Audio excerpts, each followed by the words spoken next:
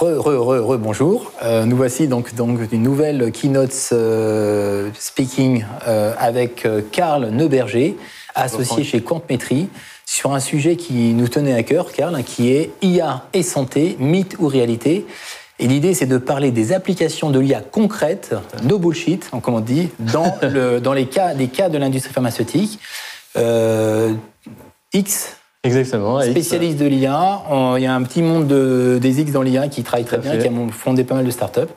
La parole est à toi pour présenter cette startup. Super. Merci beaucoup, Franck. Je suis très heureux d'être avec vous aujourd'hui pour parler de l'IA et notamment de l'IA de façon très concrète.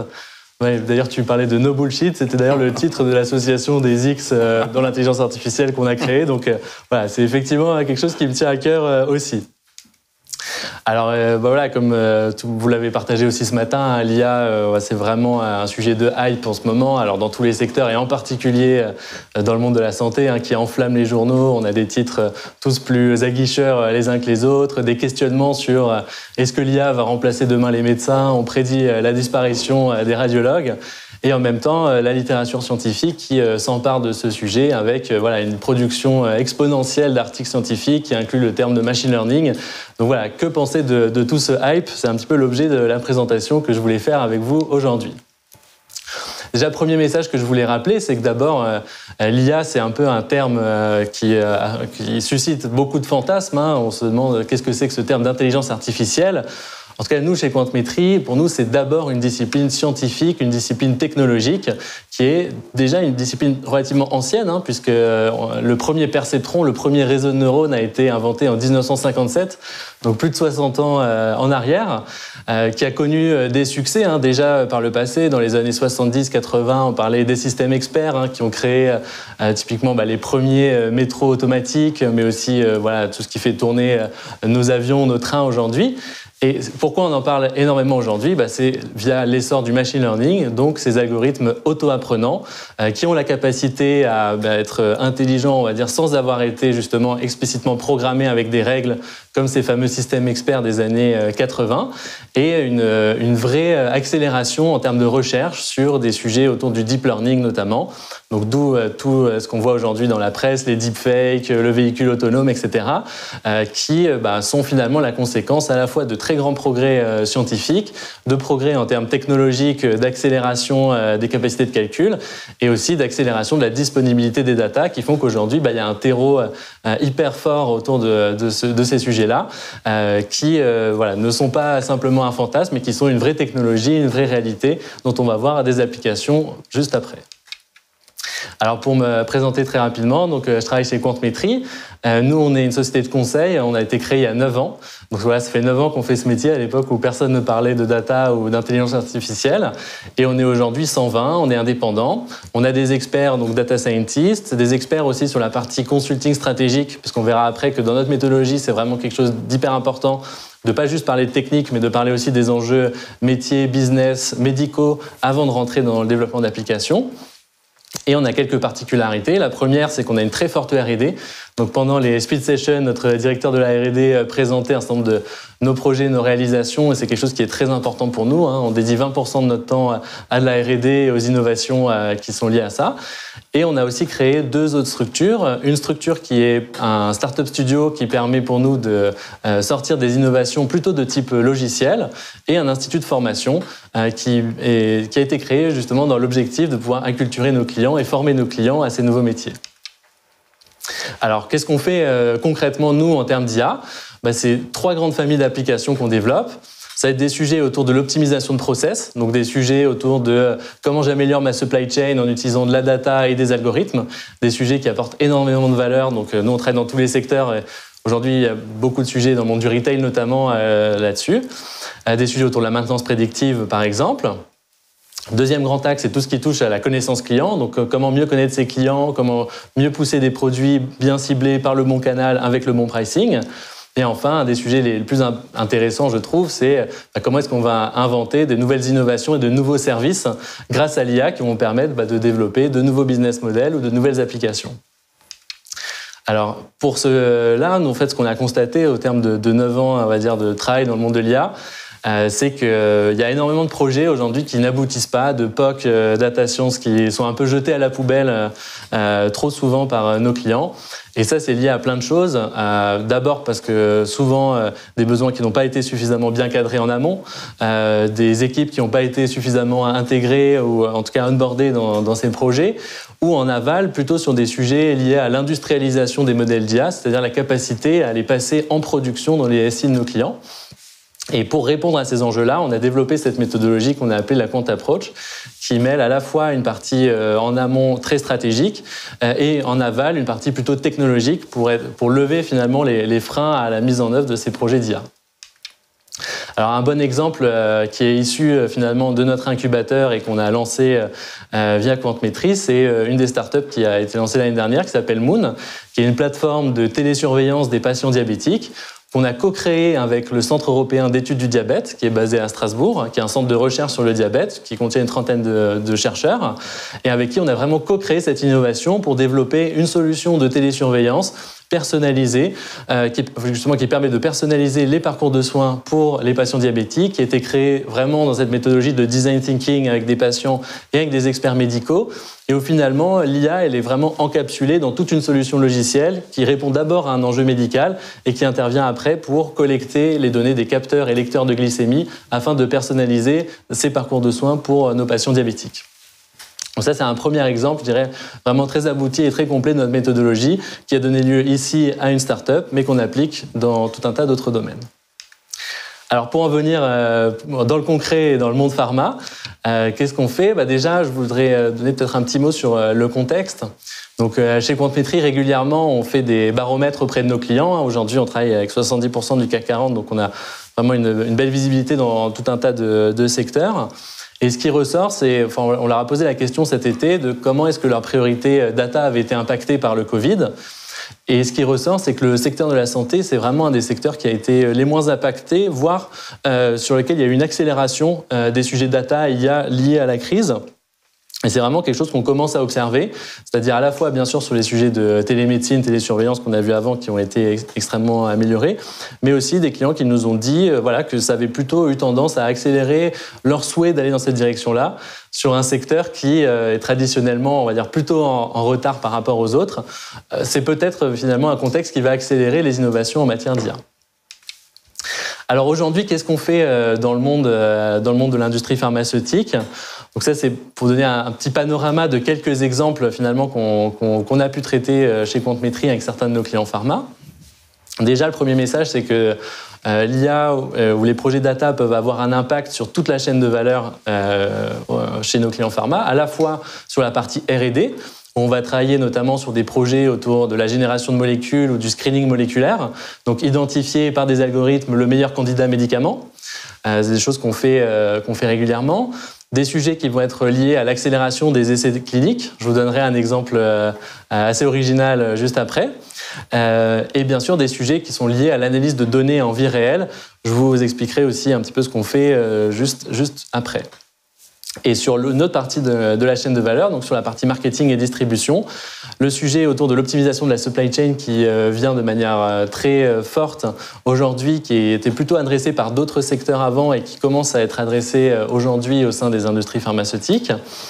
Des sujets sur la performance des équipes commerciales. Donc comment est-ce qu'on optimise grâce à la data, grâce à des algorithmes, typiquement la tournée des équipes commerciales, des forces de vente. Mais aussi comment est-ce qu'on peut enrichir le CRM ou rendre un CRM beaucoup plus interactif. Donc typiquement, on a développé pour un acteur un assistant vocal qui permet justement d'avoir une surcouche au CRM pour dicter directement des informations comme à quel moment je dois revoir cette personne, quelles sont les informations que j'ai enregistrées, j'ai apprises, etc. Et qui permet d'avoir une interaction beaucoup plus forte par rapport à des CRM où il faut tout rentrer manuellement. Et dernier sujet qu'on voit aussi beaucoup apparaître, c'est des sujets autour de la connaissance des professionnels de santé, des key opinion leaders, par exemple à travers l'étude des publications scientifiques pour établir un petit peu du mapping, des réseaux, essayer de comprendre quels sont les thèmes qui les intéressent le plus. Donc pour entrer un peu plus concrètement dans un exemple, J'en ai choisi 2. Le premier, c'est autour de l'analyse de données en vie réelle. C'est vraiment un gros sujet qu'on voit apparaître chez nos clients pharma. Pourquoi ? Simplement parce qu'ils se disent, voilà, on mène des essais cliniques qui parfois prennent 5-10 ans, sur lesquels il faut attendre tout ce temps-là pour avoir la réponse à nos questions. Est-ce qu'on ne pourrait pas travailler avec des partenaires du monde hospitalier pour travailler sur des données qui existent déjà, qu'on a déjà collectées, afin d'accélérer finalement ces phases d'études ou ces phases de connaissance finalement de l'impact de nos médicaments, en travaillant sur des données qui existent, qui sont souvent des données qui sont non structurées, donc ça va être du texte, des comptes rendus, ça va être potentiellement des images, ça va être des données structurées parfois, mais un peu éparpillées au sein de différents centres hospitaliers. Et nous, on se positionne vraiment en tant que tiers de confiance pour faire le lien finalement entre ces industriels pharmaceutiques qui souhaitent avoir accès à des données et des hôpitaux ou des associations de patientes qui souhaitent travailler, faire progresser la recherche. Et donc nous, on fait vraiment ce lien-là, soit via notre expertise ou nos accélérateurs, puisque Issam, notre directeur scientifique, a présenté à 13h un exemple qu'on a mené à Strasbourg au sein du CHU sur l'analyse de documents textuels dans le monde du cancer du sein. On a développé une grosse expertise dans ce qui s'appelle le NLP, donc le traitement automatique du langage, pour justement être capable de structurer ces informations textuelles. Donc là, en l'occurrence, c'est 20 000 comptes rendus médicaux collectés sur 30 ans qui ont une énorme source de valeur et qui n'avaient jamais été exploités. Avant, c'était des internes qui allaient lire les documents à la main et rentrer des fichiers Excel. Aujourd'hui, on est capable, grâce à l'IA, de comprendre ces textes-là, de les structurer et de les rendre exploitables à des fins de recherche. Ça peut être aussi en travaillant sur la construction de data platform ou encore en aidant nos clients à trouver des partenariats et en facilitant les accès à ces données-là. Et donc aujourd'hui, on a 2 grands laboratoires avec qui on travaille sur des projets dans le monde de l'oncologie notamment, notamment un avec 5 hôpitaux partenaires et qui ont vocation justement à collecter ces data-là. Nous, on est un petit peu ce tiers de confiance au milieu qui va travailler la data et restituer le résultat des études sur des populations de patients qui les intéressent beaucoup. Un deuxième exemple dont je voulais parler, qui est assez original, aussi pour un de nos laboratoires pharmaceutiques, qui a été dédié finalement à l'accélération des phases d'études cliniques par l'amélioration de la méthodologie, c'est-à-dire d'un système de mesure. Et en fait, pour expliquer un petit peu le contexte, c'est un de nos clients qui devait mesurer certains volumes du corps des patients pour démontrer l'intérêt de son médicament. Or aujourd'hui, si on veut mesurer un volume, le benchmark, c'est le mètre ruban, donc quelque chose qui n'est pas du tout reproductible entre différents opérateurs et pas du tout facile à manipuler, en tout cas d'avoir des données très exactes. Et on a développé pour lui un outil de reconstruction 3D par IA de volume du corps qui lui permet d'avoir une mesure beaucoup plus précise et hyper reproductible entre opérateurs pour démontrer la qualité finalement de l'impact de son médicament et pouvoir accélérer cette phase d'études cliniques.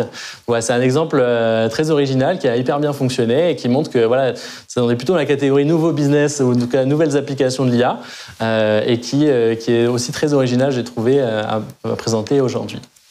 Donc juste pour finir, pour dire que effectivement il y a un énorme hype autour de l'IA, mais pour moi c'est vraiment une technologie qui a un potentiel majeur quand même dans l'univers de la santé, qu'il faut prendre comme une nouvelle technologie, donc avec tout ce qui l'entoure en termes de comment faire en sorte que ça crée réellement de la valeur. Et aujourd'hui, je pense qu'on est vraiment très au début des initiatives dans le monde de la santé, mais que ça va fortement s'accélérer. Qui a bien sûr des enjeux juridiques, de qualité de la donnée, je pense que vous l'avez évoqué aussi ce matin, mais je trouve que c'est plutôt en progression. Typiquement dans les ateliers, on a présenté un projet qu'on mène avec le CHU de Bicêtre sur l'analyse d'images d'IRM 3D et qui a été mené en partenariat avec le Health Data Hub, pour lequel on a été lauréat du 2e appel à projet. Et typiquement, c'est un des critères qui montrent qu'on est plutôt dans une phase d'accélération de l'accès à des données médicales et de cette innovation-là. En tout cas, on est convaincu qu'on a un super écosystème en France. Les différents partenaires avec qui on travaille du monde hospitalier sont tous quand même très motivés à l'idée d'utiliser ces technologies-là pour progresser. Donc moi je pense que la crise, ça va être plutôt un accélérateur finalement de l'innovation dans l'univers de la santé, de l'innovation en IA. Et donc on est ravis d'y contribuer et on est ravis d'être là aujourd'hui pour en parler avec toi. Merci Karl. On a vu des choses intéressantes dans la pharma depuis quelques années, notamment on se souvient des 2 acquisitions majeures du laboratoire Roche, notamment sur une société qui avait de la data phénotypique génétique et une société qui avait des données des dossiers patients quelque part en oncologie. Et finalement derrière ça, s'ils nous écoutent, ils se reconnaîtront. Derrière ça, effectivement, l'idée c'est qu'il y ait du traitement, il y a de l'optimisation de population, de recherche clinique, pour soit identifier de nouvelles entités moléculaires, soit de nouveaux sources de progrès. Et par rapport à ça, je sais que ces 2 sociétés, avec des niveaux de qualité de données à l'américaine, très qualifiés, très codés dans les normes de données qu'on connaît interopérables, est-ce qu'aujourd'hui, un des problèmes un peu peut-être de la France et de l'Europe, c'est on a plein de données, mais elles ne sont pas suffisamment bien standardisées, qualifiées, de manière à pouvoir les exploiter pour faire du traitement statistique ou des traitements par IA. Oui, tout à fait. Je partage tout à fait. Je pense qu'il y a 2 sujets. C'est-à-dire le premier, il est juridique et réglementaire, dans le sens où en Europe, on n'a pas du tout les mêmes, cadres réglementaires qu'aux États-Unis et où on n'a pas du tout les mêmes accès aux données. Donc déjà, on doit trouver, typiquement en France, des manières de faire pour avoir accès à ces données. Et c'est pour ça aussi que nous, on se positionne en tant que tiers de confiance, dans le sens où les hôpitaux en France sont plutôt vigilants, en tout cas, sur l'accessibilité à leurs data. Et donc, il y a un cadre réglementaire particulier à trouver pour pouvoir mener ce genre d'études qui sont faites aujourd'hui aux États-Unis. Et par ailleurs, oui, c'est clair. Aujourd'hui, en termes de maturité, je dirais, en qualité de la donnée au sein des différents hôpitaux avec qui on travaille, c'est extrêmement hétérogène. C'est des efforts de préparation de données qui sont extrêmement importants pour arriver à un résultat. Donc, c'est sûr qu'il y a un enjeu, effectivement, d'interopérabilité, en tout cas de travail sur la qualité de la donnée pour accélérer. Et dans des projets qu'on mène, c'est sûr qu'il y a peut-être 50% du temps au début qui est consacré à juste mettre la data dans la bonne forme pour pouvoir derrière l'utiliser correctement. Ouais, avec cette question sous-jacente qu'on ne va pas évoquer là, mais qui est la question de la valorisation des données. Tout à fait. Effectivement, quand il y a une valeur de la donnée, l'investissement qu'on peut y faire derrière peut être en relation. Exactement. Peut-être aussi donc une dernière question qui est, on n'avait pas dit, on a une no bullshit. C'est vrai que l'IA, tout le monde dit j'ai l'IA inside, c'est-à-dire que la moindre start-up aujourd'hui en santé ou voire d'autres domaines a de l'IA. Mais pour avoir discuté avec des gens comme Yann Fleureau, qui a fait cardiologue, etc., on a eu cette discussion. Finalement, est-ce que dans les 100% de gens qui se prévalent de dire que je fais de l'IA, combien sont vraiment des gens très sérieux en matière d'IA Il y avait eu un sondage là, récemment qui a été fait où on disait 80% des startups qui disent faire de l'IA n'en font pas du tout, où il y a à peine une data, il n'y a pas du tout d'algorithmie. Non, c'est sûr qu'il y a complètement un buzzword là-dessus.